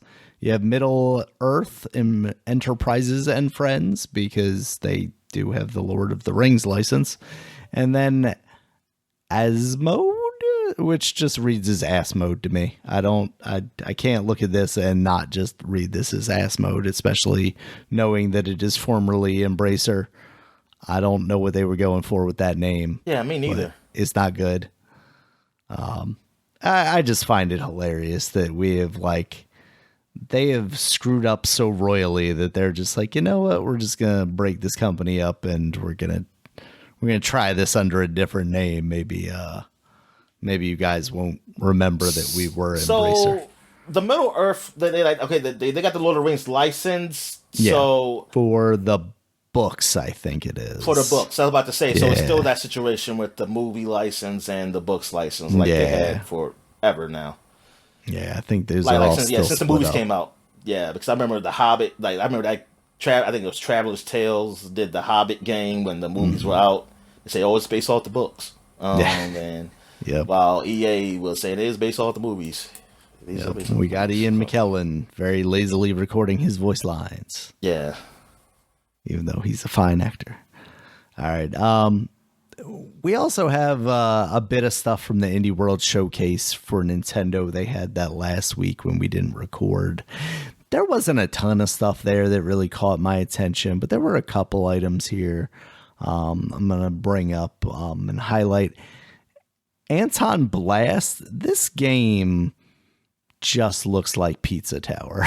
Like, no offense to them, because apparently it's not a case of them coming out after Pizza Tower. It seems like these games were both being made at the same time.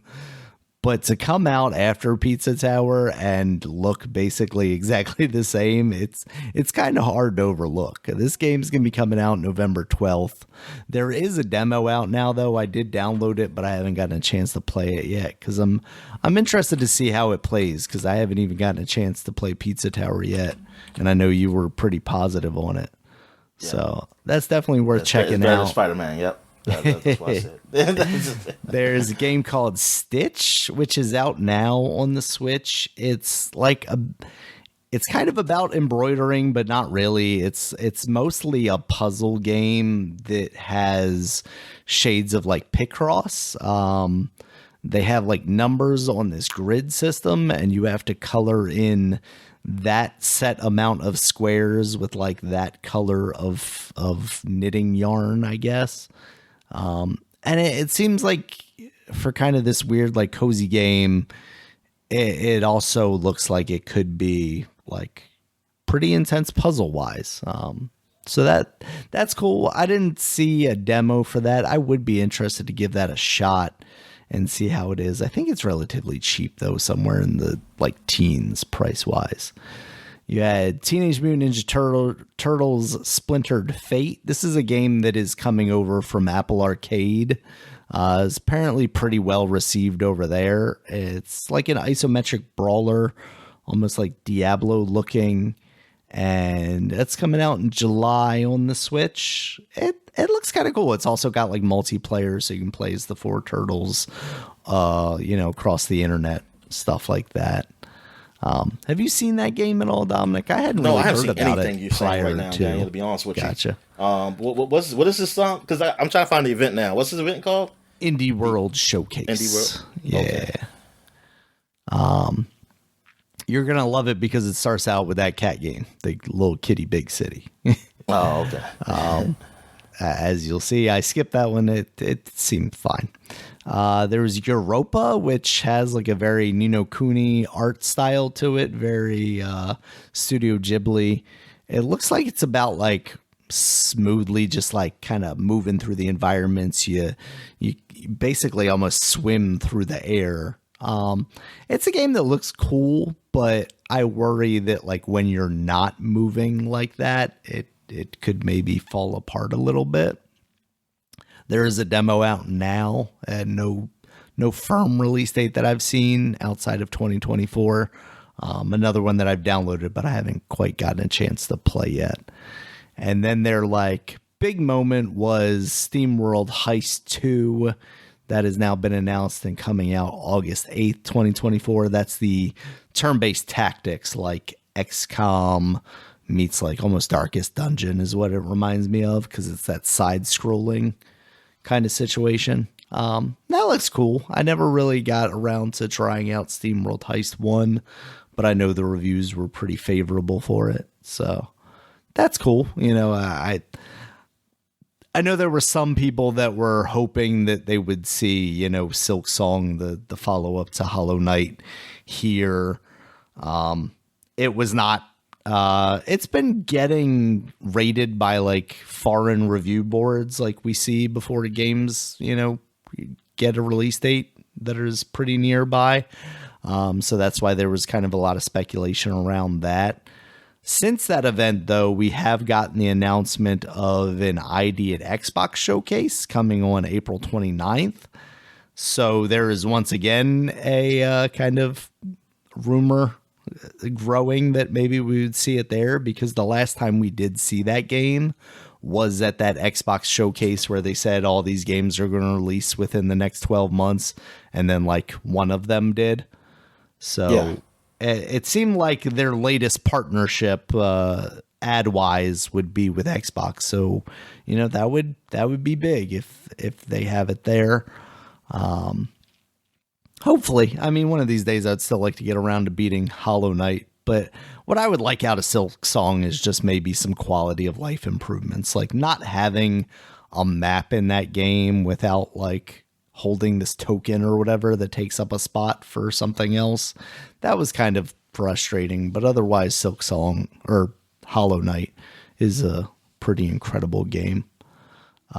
Just to fill out the news a little bit, I had news about the new Switch online games for the Nintendo 64, which is Iggy's Wrecking Crew and Extreme G. I mostly put this on here because Extreme G is a game that I played a lot of back, you know, during the N64 days.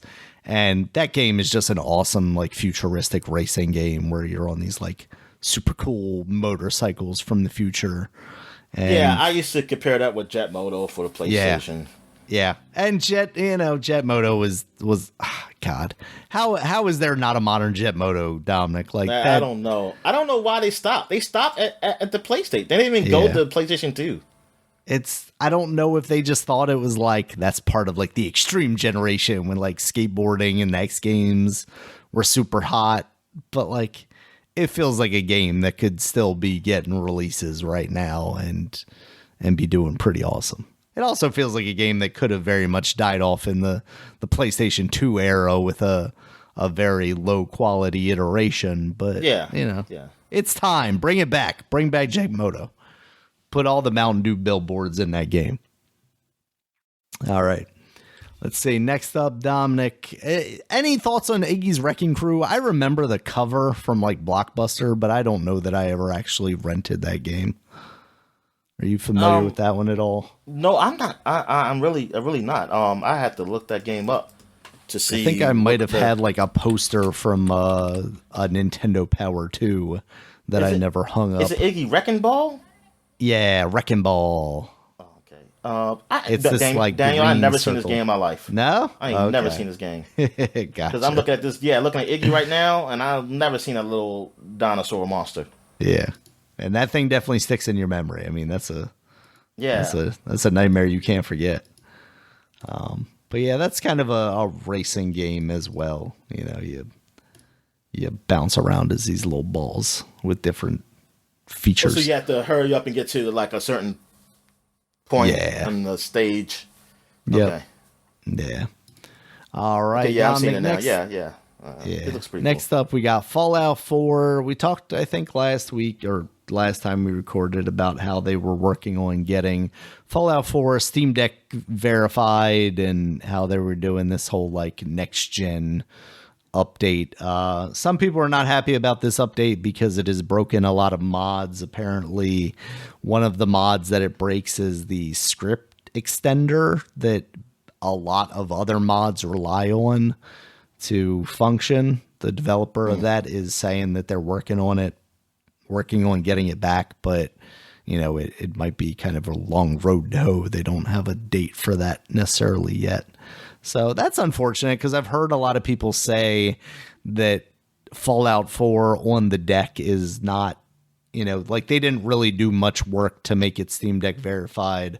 All they did was get rid of the launcher, which really I'm sure you could probably still play that game on the Steam Deck, even with the launcher kind of interrupting it, as long as you know, could button through the launcher, which I'm pretty sure you can with just the touchscreen. So that's unfortunate that they kind of went the lazy route. There's also rumors now I saw on the leaks and rumors subreddit that like Microsoft's pushing to get Fallout 5 out. And it's like, oh, really? Yeah, you think so? With like the success of the show that they would also like a game to go along with it? Yeah, surprise, surprise. The unfortunate thing is, you know, I don't know that that's happening anytime soon because they've already announced that the next thing that they're working on was Oblivion. So like... Oblivion, you mean Elder Scrolls? Yeah, sorry, Elder Scrolls. Yeah, and like this would have been the perfect opportunity to give Obsidian another shot at like New Vegas 2 or like get somebody else to, since they're working on since they're working on Elder Scrolls. Mm-hmm. Give it to something else. Yeah, maybe it doesn't have to be a Fallout. Now you have Oblivion working on Avowed, which is a fantasy thing, and then you're going to have Bethesda working on, you know, the Elder Scrolls. I feel like you're really, you know, locking into that one market when you could have diversified a little bit, especially knowing that the show was coming along and that you would want to kind of capitalize on that. But I don't know. These big companies, Dominic, they know better. Give it to Rare. Let's see what they do with it. Yeah, give it to Rare, who can't do anything except Avatar clothes now. All right, next up, Dominic, and it's the last one I've got. BlizzCon 2024 has been canceled, which is kind of crazy because we are in the 30th year anniversary of Warcraft as a series. But apparently Blizzard does have worldwide kind of in-person celebrations planned for World of Warcraft, or not World of Warcraft, just Warcraft. It's Microsoft's fault. It would have happened if they weren't bought by Microsoft. I mean, I kind of wondered if that was part of it when I first saw the stories of this. It's like, yeah, why would they just have their own convention about this thing? But I guess technically they still do IdCon, or what is that what it is? Yeah, because the Doom and stuff like that. QuakeCon, that's what it is. QuakeCon, I knew QuakeCon. Yeah, I was about to say IdCon. That's just. But I almost feel like they took a year off shortly after the purchase of id for QuakeCon too. Of course, that could have maybe been COVID related, but yeah. So I never understood, especially when there are other companies out there doing this kind of stuff like PAX and of course there was E3, but we don't really have that anymore. Like devoting the resources to these kind of conventions, you know, it seems like such a large expenditure for the most part for, I don't know what kind of gain you get out of it. You know, because they, even like Firaxis, you know, being here in Baltimore, they had FiraxaCon literally 1 year. And I don't know if that's just because that was a year where they had a lot of games coming out and they thought, that would hit it off, but it just seemed like, I don't know, was it worth it to rent this space in the convention center just to have these people come out and check out your games? Did you get the word of mouth that you wanted? So,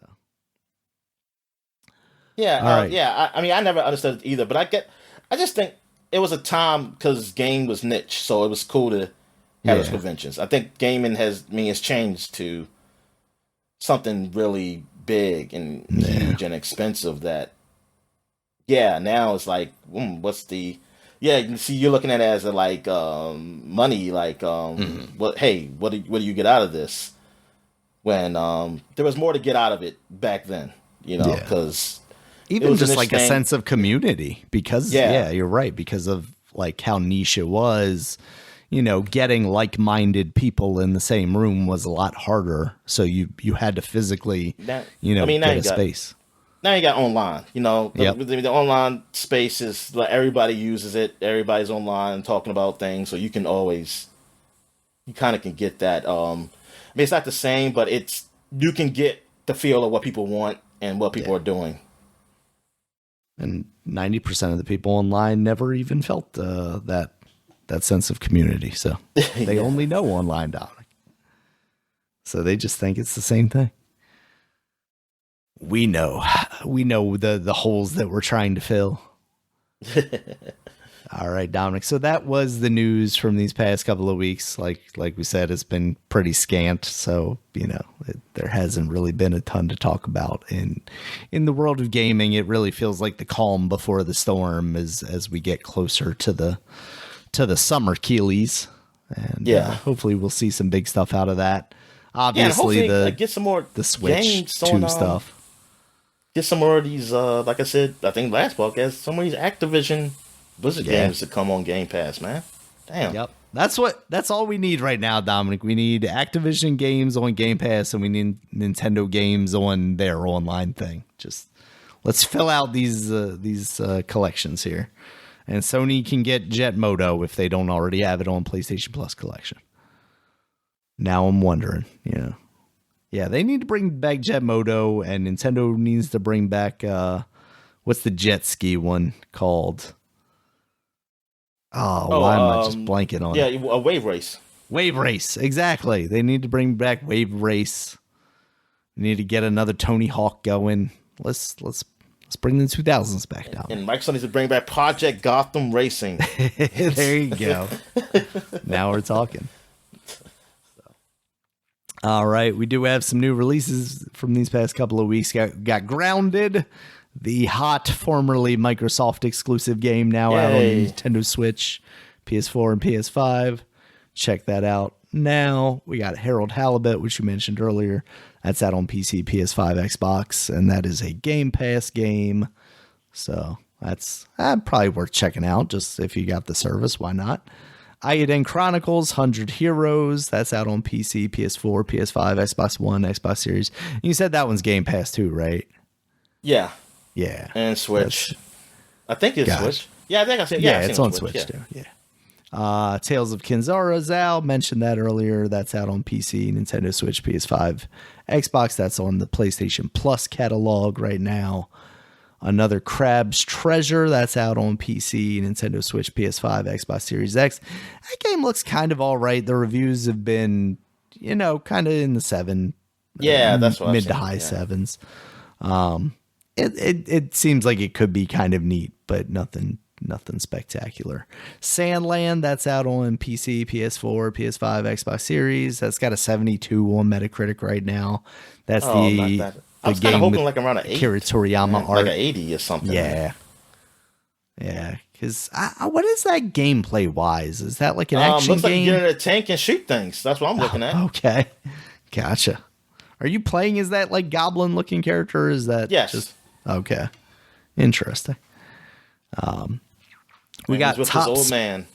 Oh, well, I mean, that seems about right.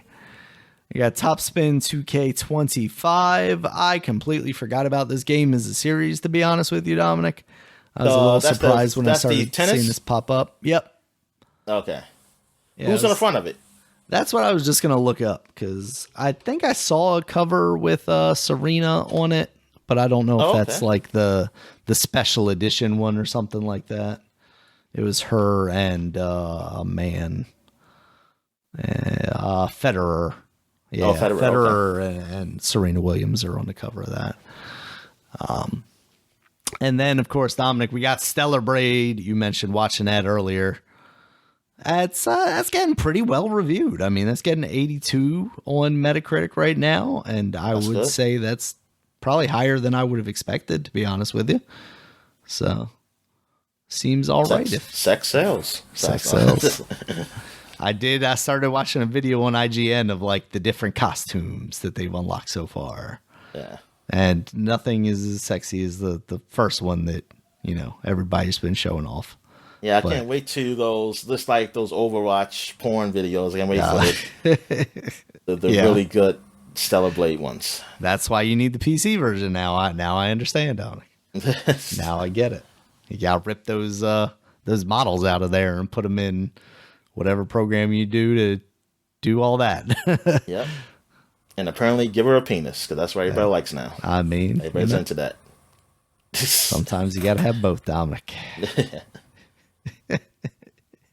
Really does seem like that's a trend, doesn't it? Yeah, it really does. I don't know. This was like, hey, chicks and dicks. Everybody's cool with it now. All right, Dominic. So that is all I've got. You got anything else for the people this week? Nah, I think I'm good, man. All right. Thank you guys as always for listening. You can check us out on Twitter. Dominic's at DStalworth5. I'm at Regulus MB. The podcast is at Superpod, SUPAPOD. Superpod.com is the website. It has all of our previous podcasts, as well as links to all the places you can find us, including YouTube, where there's a video version of this podcast, as well as iTunes, Stitcher, YouTube Music, I guess, Spotify, Amazon Podcasts. Pretty much anywhere you can find a podcast, you can find us there. And until next time, guys, we'll talk to you later. All right, see you.